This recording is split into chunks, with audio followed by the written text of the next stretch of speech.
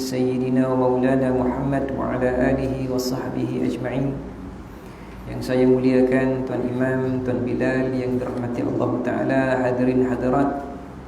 Dan malam yang penuh keberkatan ini, semoga Allah Subhanahu wa Ta'ala mengampunkan dosa-dosa kita, berikan keberkatan di atas amalan kebajikan kita, menerima sekadar ibadah kita, dan insya-Allah Ta'ala pada hari akhirat nanti Allah Subhanahu wa Ta'ala akan tempatkan kita ini bersama dengan para anbiya, para syuhada, para salihin fi jannatil ula, dalam syurga Allah Subhanahu wa Ta'ala yang maha tinggi, fi jannatil firdausi a'la, insya-Allah Ta'ala. Amin. Alhamdulillahirabbil alamin. Bersyukur kita kepada Allah Subhanahu wa Ta'ala di atas limpahan kurnia-Nya dapat kita bertemu lagi pada malam ini, pada ketika ini, pada saat ini.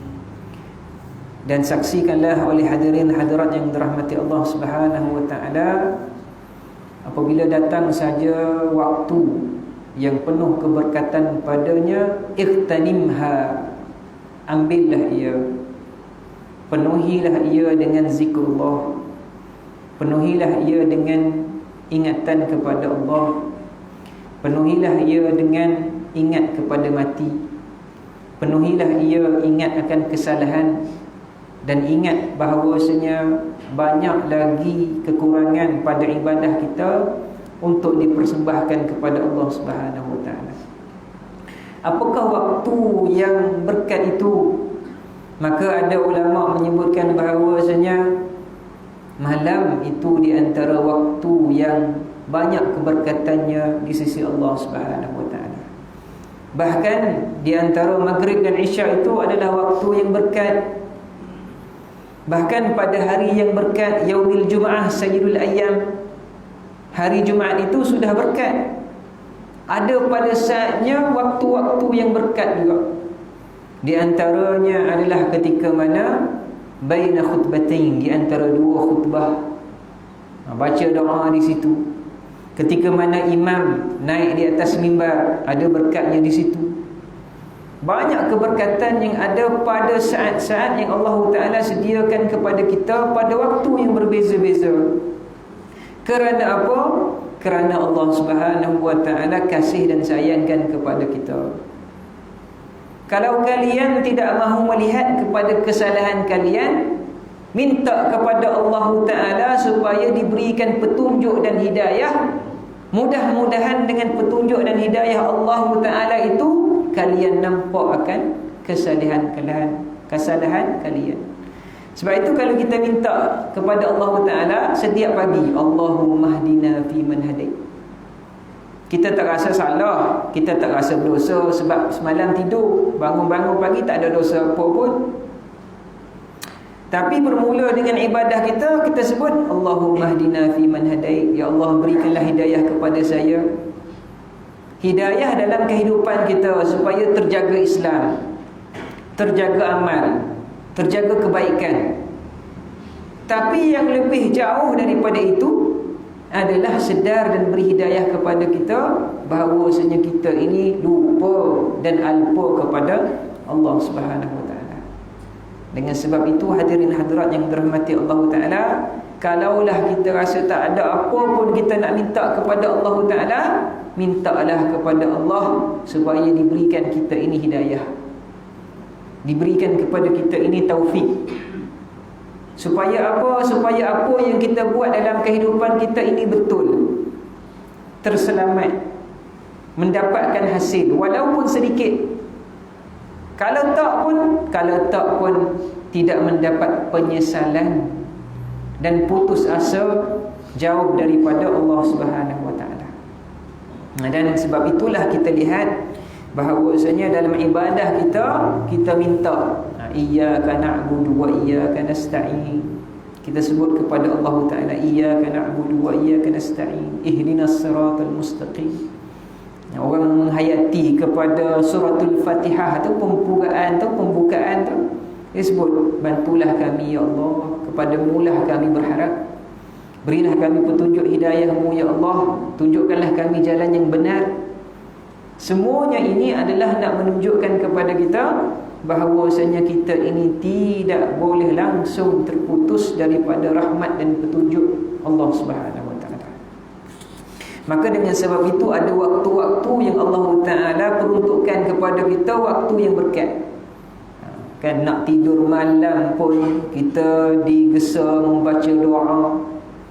Bangun daripada tidur pun baca doa. Subhanallah nazim. Kerana apa? Kerana pada setiap perkara yang kita lakukan itu ada portionnya, ada bahagiannya keberkatan, ada masanya. Sudah ambil wuduk sebelum salat, subhanallah nazim. Banyak waktunya yang diajarkan kepada kita doa ni yang diajarkan oleh Nabi sallallahu alaihi wasallam tu berbeza-beza, adalah nak menunjukkan kepadanya setiap waktu yang dianjurkan berdoa itu ada waktunya yang penuh keberkatan. Pakai pakaian, baca doa. Pakai sepatu, baca doa. Keluar masjid, baca doa. Masuk masjid, baca doa. Sampai rumah kita pun Assalamualaikum, baca doa juga. Assalam itu sejahtera, salam itu doa, kan? Subhanallah lazim. Banyak kita ni berdoa. Sahabat kita meninggal pun baca doa. Kita yang kena musibah pun baca doa. Inna lillahi wa inna ilaihi raji'un. Doa juga. Jadi setiap perkara yang sama ada ditimpa musibah ataupun nikmat daripada Allah Ta'ala, kita ini dianjurkan oleh Allah Ta'ala untuk berdoa. Kerana apa? Kerana setiap kali kena musibah ada padanya itu keberkatan. Dapat sekali nikmat, kamu bersyukur, ada keberkatan. Bahkan keseluruhan sembahyang salat itu makna as-salah. Uzkur ta'rifan as-salah. Apa maksud ta'rif salat ni? Apakah dia definition of salat?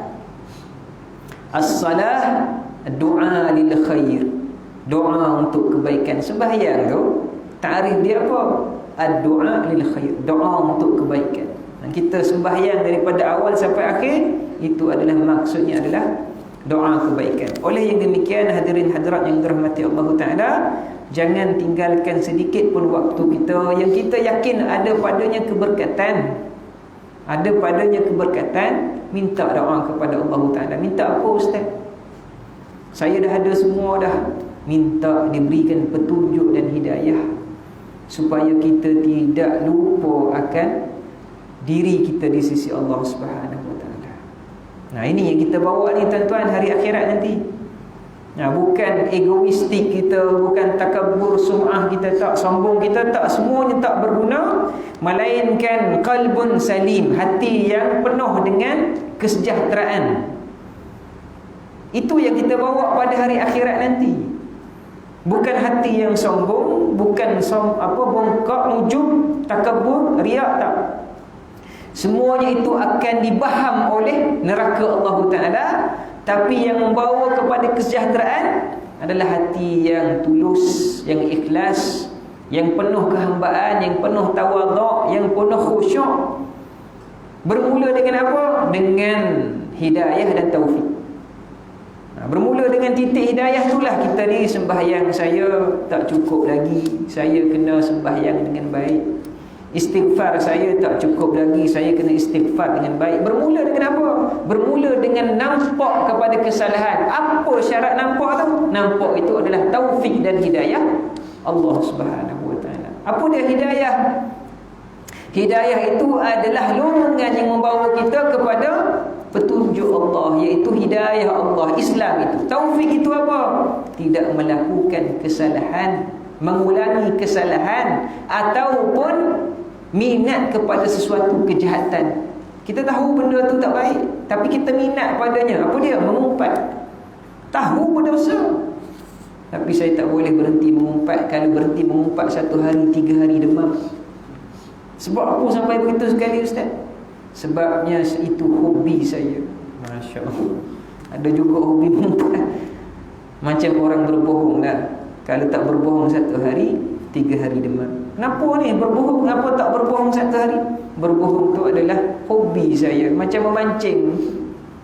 Macam memancing, tuan-tuan rahmati Allah Ta'ala. Kaki pancing ni, jumpa parit pun dia pancing. Tak nanti apa sungai besar kau, laut kau parit tu. Balik kampung bawa joran dia. Abang kenapa balik joran ni? Saya nak pancing depan rumah awak tu. Depan rumah awak tu ada apa?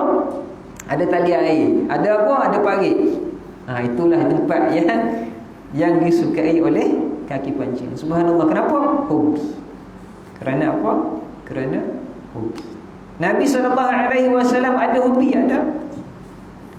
Nabi ada hobi. Hobi Nabi tu apa, Ustaz? Baca kitab ke? Kan?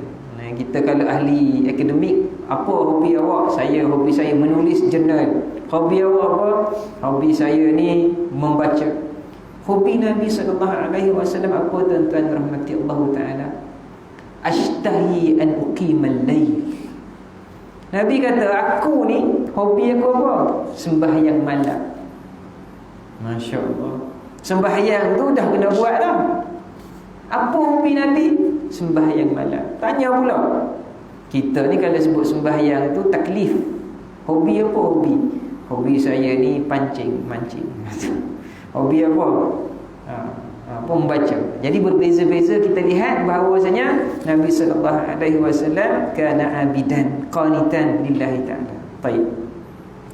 Menyambung pengajian kita pada malam ini insya-Allah taala, bagaimana kita melihat lagi simpulan-simpulan dan hikmah-hikmah daripada para alim ulama kita, dan saya bawakan pada malam ini beberapa di antaranya adalah katanya musannif rahimahullahu ta'ala wa iyah wa nafa'ana bi'ulumihi wa juhudihi fi darin, wa la tukhallil illa taqiyan, wa la tujalis illa aliman, wa la tukhalid illa aqilan basira, wa qul muqtadiyan biman qablaka minal a'immati mu'alliman liman ba'daka minal ummati imaman lil muttaqina kahfan lil mustarsyidina. Apa katanya muallif kita rahimahullahu ta'ala wa iyah? Wala tukhallil, dan janganlah kamu ini berteman illa taqiyya, melainkan orang yang bertakwa kepada Allah Ta'ala. Janganlah kamu berteman. Berteman itu maksudnya apa? Berteman itu maksudnya mengambil satu masa yang panjang dalam kehidupan kita bersama dan bersahabat dengan seseorang. Maksudnya kalau kehidupan kita ini jangkakannya adalah 60 tahun, lebih kurang 30 tahun ataupun 50 tahun, kita khalil, kita berteman dengan orang yang bertakwa kepada Allah Subhanahu wa taala. Siapa dia orang yang bertakwa kepada Allah Subhanahu wa taala? Imma isteri, sama ada isteri, imma aulad, sama ada anak-anak, imma aba ataupun bapa-bapa, ibu bapa, ataupun sahabat-sahabat. Rupa-rupanya apabila ulama-ulama nak menyatakan kepada kita tentang bersahabat dengan orang-orang bertakwa kepada Allah Ta'ala ini, dia bukan sekadar-kadarnya menyuruh kita mencari, bukan menyuruh kita mencari, tetapi kita membentuk dan membina. Kita bentuk isteri yang bertakwa, anak yang bertakwa, abah, bapa, ibu bapa yang bertakwa kepada Allah Subhanahu wa taala. Itu maksudnya sebagai khalil. Sebab itu kalau kita lihat dalam kehidupan kita ini, mesti kena ada orang bertakwa kepada Allah Ta'ala. Kerana apa? Orang yang bertakwa ini yang akan menghindari kita daripada segala maksiat dan juga daripada perkara yang haram. Sebab ada dalam hadis Nabi SAW, Nabi menyebut, la ta'kul, jangan makan, jangan kamu makan melainkan bersama dengan orang yang takwa, dan jangan kamu bersahabat melainkan dengan orang yang beriman. Jangan kamu makan melainkan dengan orang yang takwa. Kerana apa? Orang yang takwa itu akan menghindari kamu daripada makan makanan yang haram.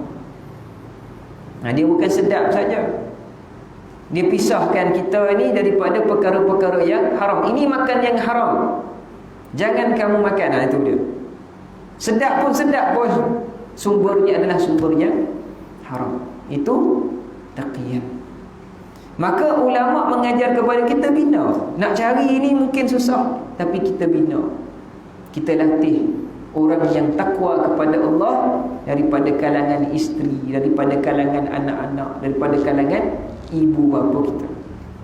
Tapi untuk sampai kepada tahap tu, kita juga mesti menjadi orang yang takwa kepada Allah Subhanahu wa taala. Umar Al-Khattab radhiyallahu taala wa Allah mengajar isteri beliau untuk takwa kepada Allah taala.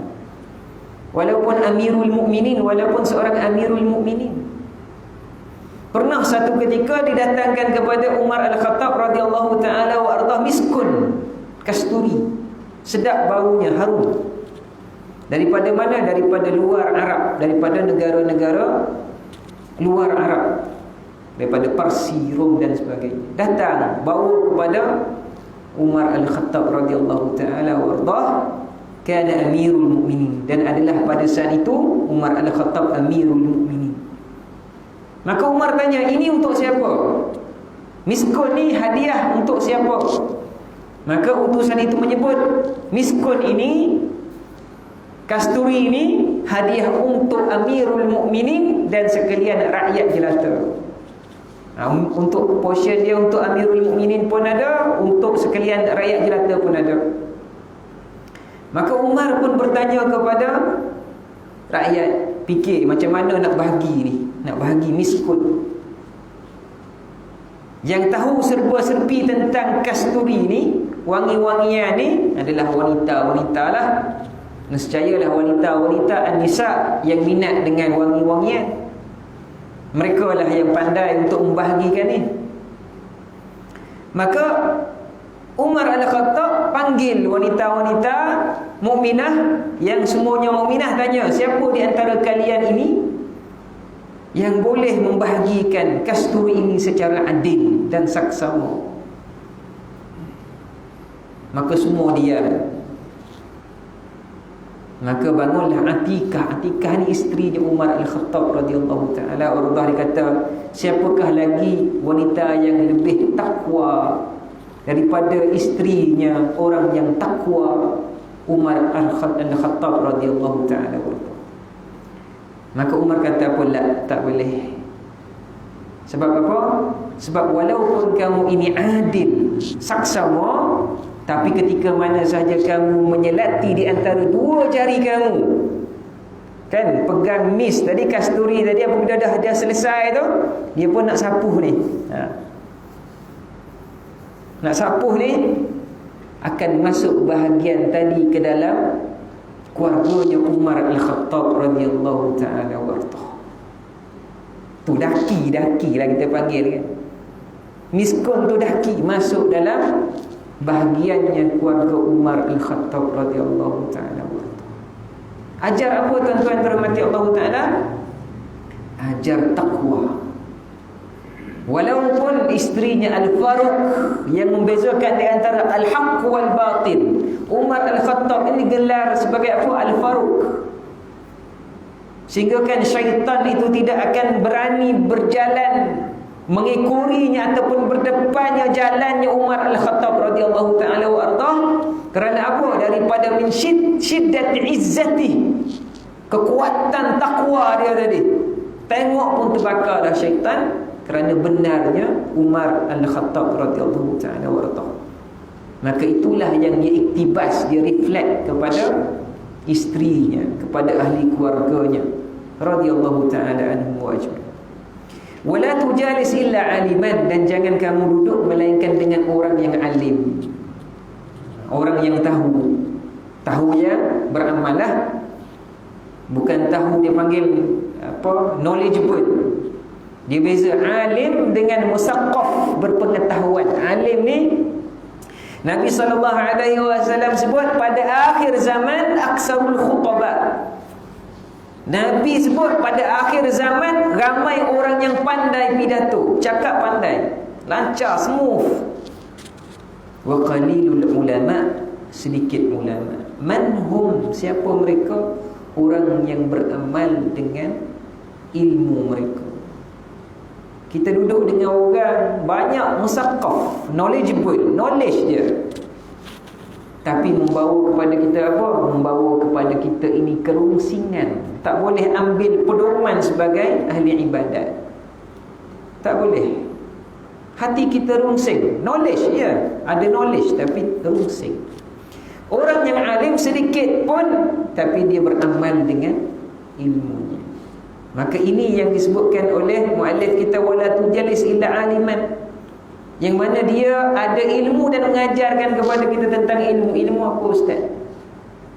Ilmu kehidupan. Kita ni tunggang langgang hati, penuh kerisauan, tak tenteram, datang masjid, nampak ada seorang hamba Allah Ta'ala duduk tepi dengan dia. Tuan, saya ni ada rungsing, saya ni tak tenang hati. Apa nasihat Tuan? Dia kata apa? Berserahlah kepada Allah Ta'ala. Pergi ambil wuduk sembahyang 2 rakaat. Kita pun pergi ambil wuduk sembahyang 2 rakaat. Hilang kerungsingan kita. Kerana apa? Ianya terbit daripada orang yang mengamalkan amalan tersebut. Dia dah buat benda tu. Macam mana nak keluar daripada kerungsingan tadi? Adalah dengan berserah diri kepada Allah Ta'ala. Subhanallah. Ini dia yang kita sebutkan dengan alim. Sebab itu pada zamannya tabi'in, orang-orang salih, Rayah di antara tabi'in yang terkenal sebagai orang yang kita sebutkan yang suka ikhtibar. Ikhtibar dia diuji isteri dia. Dia berkahwin dengan wanita yang salihah, diuji. Diuji apa? Dia uji ketenangan seorang wanita yang salihah. Dia nak tahu isteri dia ni macam mana. Maka dia berkahwin, dan apabila berkahwin, pada malam yang pertama kahwin, dia ni tidur. Ni orang soleh tidur dia. Tidur malam 1/3 malam, awal malam isterinya bangun. Dia kata, ya Rayah, kum, bangunlah sembahyang. Dia buat olok tidur. Olok-olok lah tidur. 2/3 malam, isteri dia panggil lagi, kum, ya Rayah, kum, bangunlah. Dia tidur lagi, olok-olok dah. 3 malam, sampai keseluruhan malam, isterinya sahaja yang bangun beribadah kepada Allah Ta'ala.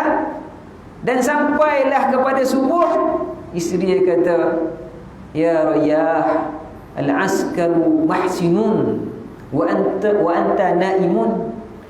Ya Rayah, askar, bala tentera ni semuanya sudah bersedia, engkau sahaja yang masih tidur. Apa maksudnya? Isteri ni tentera lah, panglima tu apa? Suami. Isteri ni, askar ni semua bersedia, tapi engkau masih lagi tidur. Panglima tidur. Subhanallah nazim. Kerana apa? Kerana nak tahu bahawasanya inilah dia orang yang salihah. Nak mendapatkan apa, tuan-tuan? Nak mendapatkan sakinatun wal mawaddah yang saya sebut tadi. Yang kita ni datang kerungsingan, hati tak tenang, tak tenteram, tak damai. Nak cari orang mana ni nak kita boleh sebut pada kita ni, kamu tenang. Rupa-rupanya orang ni sebelah kita tu, yang kita selalu pandang wajah dia tiap-tiap hari tu. Siapa? Isteri. Tengok wajah dia, rupa-rupanya nak lahirkan. Beginilah caranya orang salafus salih. Maka katanya muallif kita, wala tukhallil illa taqiyan, jangan kamu berteman melainkan orang yang takwa, jangan kamu duduk melainkan orang yang alim, orang yang beramal dengan ilmunya. Wala tukhalid illa aqilan basira, dan jangan kamu bergaul melainkan dengan orang yang berakal, kemudian ia dapat memberikan pandangan yang baik kepada kita. Basira ni dia nampak semua dengan peka. Orang yang berakal ni maksudnya orang yang cerdik. Dia tengok kekurangan kita, dia sebut bagaimanakah untuk memperbaiki kekurangan kamu. What is the solution for your problem? Dia bagi itu. Bukan dia datang tengok kita, memang kau ni memang tak berjaya dah, telinga kau ni memang coping begitu tu, memang tak berjaya 3 hari, 4 hari nanti akan mati dia. Jadi Ada benda yang datang kepada kita bertambah rungsing. Tapi orang yang akil, berakal ni, dia tengok kekurangan kita, dia bagi tahu apa yang perlu kita buat. Dan dia peka. Ni susah nak dapatkan sahabat-sahabat begini, tuan-tuan dirahmati Allah Ta'ala. Kita ni kadang-kadang bila kita kosong pemikiran, tak tahu nak buat apa, kita nampak satu je. Apa dia? Duit. Duit is the solution. Sedangkan ada benda yang lebih besar lagi pada itu, iaitu nasihat, panduan dan juga doa daripada orang-orang yang soleh. Doa ni penting, tuan-tuan dirahmati Allah Ta'ala. Kita jangan tinggal minta doa dengan sahabat-sahabat, dengan orang-orang yang alim, orang-orang yang soleh. Saya, guru saya penarik beca je. Penarik beca. Guru saya di kampung, masa saya kecil-kecil lah, menarik beca je. Tapi dia ajar pendidikan yang baik kepada saya. Duduk dengan dia, ajar nasihat baik. Apa dia nasihat? Dia kata, kalau kamu dapat duit hari ni, kerja. Dia kata, dia dapat duit kerja. Dia kata, kalau kamu dapat RM50, ingat, seumpama RM5 sahaja. RM50 anggap dalam kepala sama dengan RM5 je.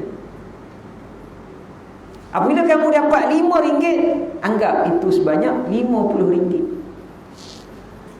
Apa maksudnya, tuan-tuan dirahmati Allah Ta'ala? Maksudnya apa? Apabila kita dapat RM50, anggaplah ianya RM5. Supaya apa? Supaya kita ini tidak bangga dan sombong. Tak sombong, habis juga pun. Kalau dapat RM5, anggaplah RM50. Supaya apa? Supaya kita berjimat. Dia bagi apa? Balance tu tadi. Jangan kita melampau boros, dan jangan kita melepaskan diri kita pada pemborosan, dan jangan pula kita jadi kedekut. Dia kena ada balance. Siapa yang ajar? Seorang penarik beca sahaja, guru saya. Minta doa, doakan saya apa sahaja. Jumpa orang imam, doakan saya. Kerana apa, tuan-tuan dirahmati Allah Ta'ala?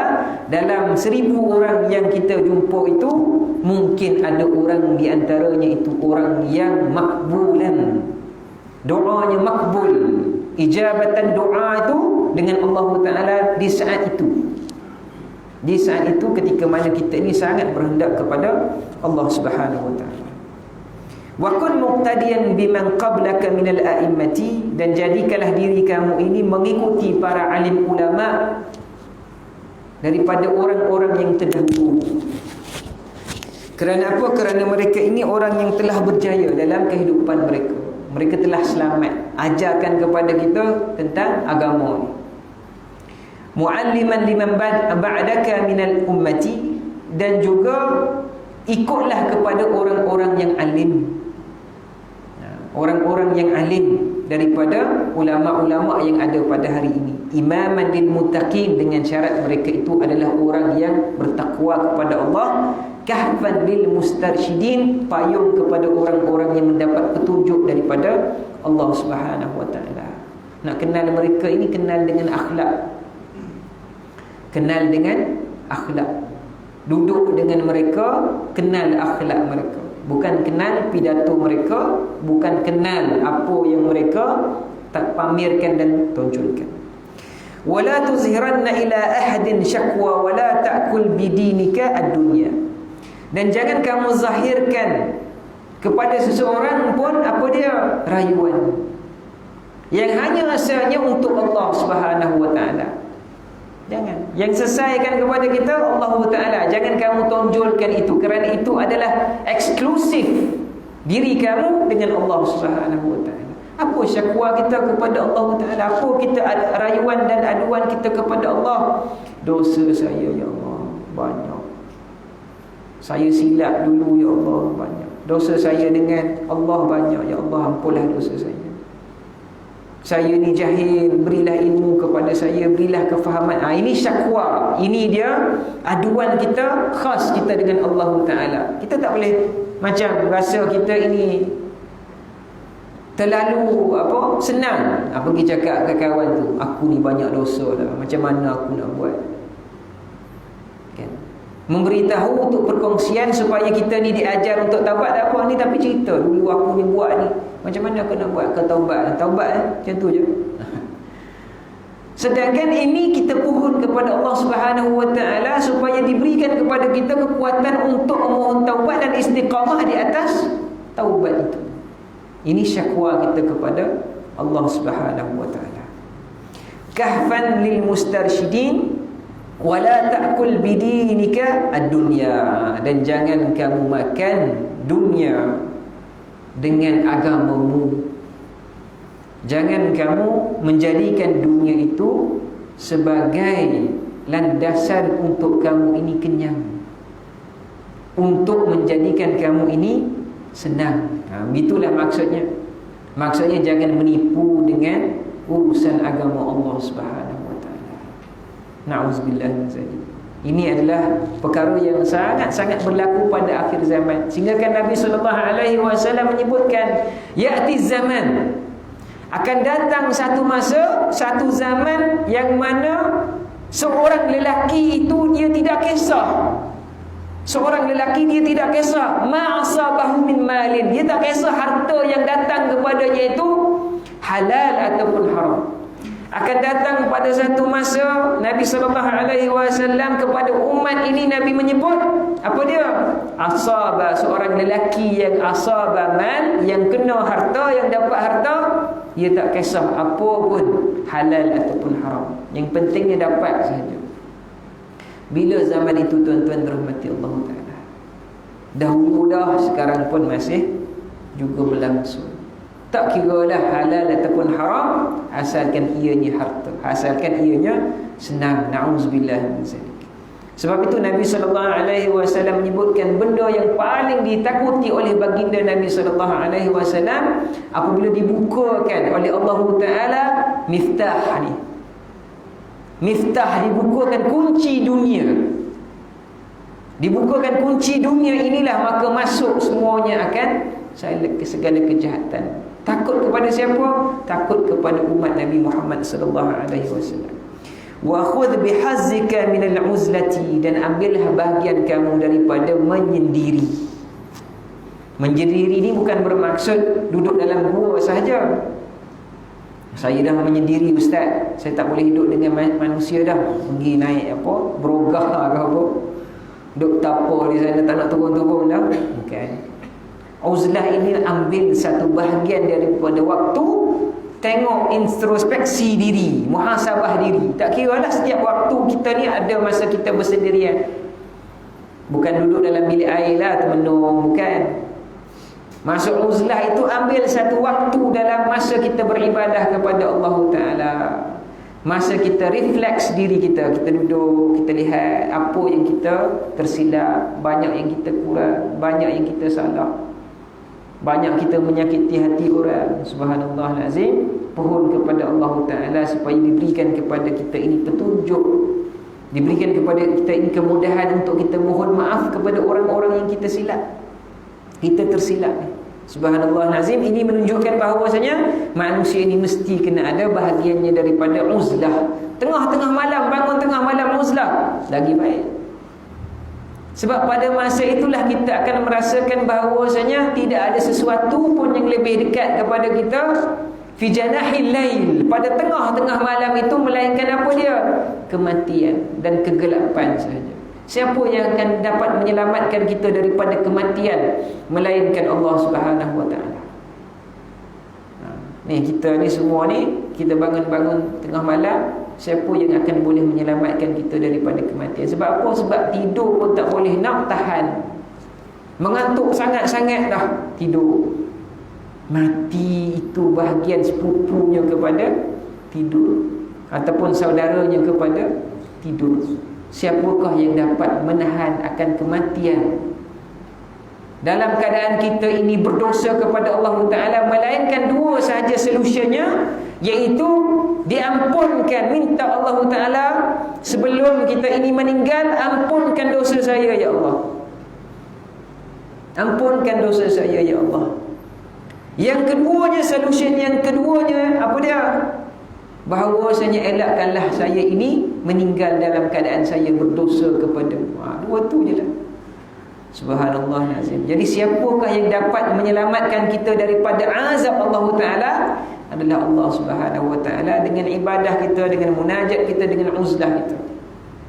Tambah-tambah lagi kalau manusia itu ada orang yang dia sayang, ada benda yang dia minat, hartanya dan sebagainya. Dan ini juga berlaku kepada para sahabat Nabi sallallahu alaihi wasallam. Sebab ini cerita yang satu lagi ini, tengok perkataan muallif kita yang menyebutkan wala ta'khudanna illa halalan wa janib al-israf waqna' min ad-dunya bil kafaf wala ta'khudanna illa halalan, dan janganlah kamu mengambil dunia ini melainkan dengan cara yang halal.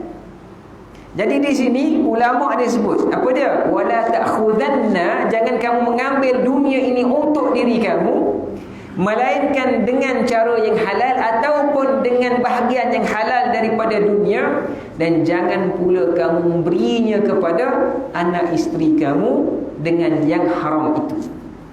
Mesti juga dengan yang halal. Kerana apa? Wa kana nisa'u salafi yusina azwajahunna idza kharaju lis-sa'i wal kasbi fayaqulna lahum ittaqullaha fina wa la tut'imuna al-kasba al-haram.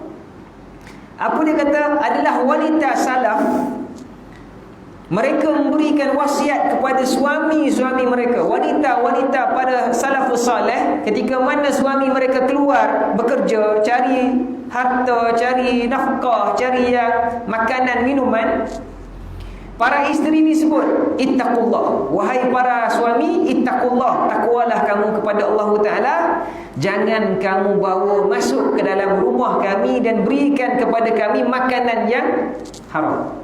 Dia bagi nasihat pada suami. Subhanallah lazim. Dan inilah yang berlaku kepada siapa? Ini Talhah bin Ubaidillah, suami kepada siapa? Ummu Kulthum binti Abi Bakrin As-Siddiq radhiyallahu ta'ala wa ardhahum ajma'in. Talhah ni seorang yang kaya. Dia ada 700,000 dirham. 700,000 dirham. Berapa banyak ustaz? 700,000 dirham. Satu dirham sekarang ini, ni dirham zaman tu lah, kan? Zaman Umawi, dirham pada zaman tu, sekarang ini berapa harganya? 384,000 pound sterling satu dirham zaman ni. Tapi kalau dikata dirham perak zaman dulu lain. Baik, sebagai salawan untuk azan.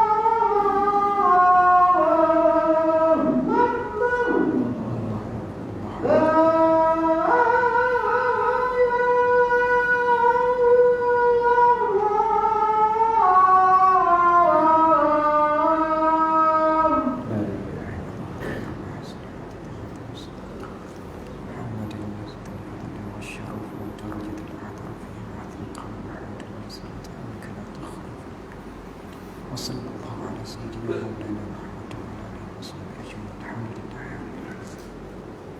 InsyaAllah ta'ala saya sambung sedikit saja. Jadi Talha memiliki 700,000 dirham. Jadi apabila beliau ini pergi kepada satu tempat dengan harta yang banyak itu, sampai nak tidur malam pun tak dapat. Nak tidur malam tak dapat. Banyak sangat ni harta, nak buat macam mana? Maka isterinya yang cerdik pintar ini, Umm Kulsum binti As-Siddiq, tanyakan kepada suaminya, "Mak, apa yang berlaku? Apa yang berlaku sampai begini sekali? Apakah kamu ini raib?" Dia panggil apa raib? Itu ragu-ragu dengan penguasaan Allah Subhanahu wa taala. Kan? Ni orang zaman dulu lah. Zaman bukan zaman teknologi. Kita katakanlah teknologi. Tanya kepada suaminya, apa masalahnya? Apakah kamu ini ragu-ragu dengan kekuasaan dan penguasaan Allah Subhanahu wa taala? Maka katanya, telah itulah.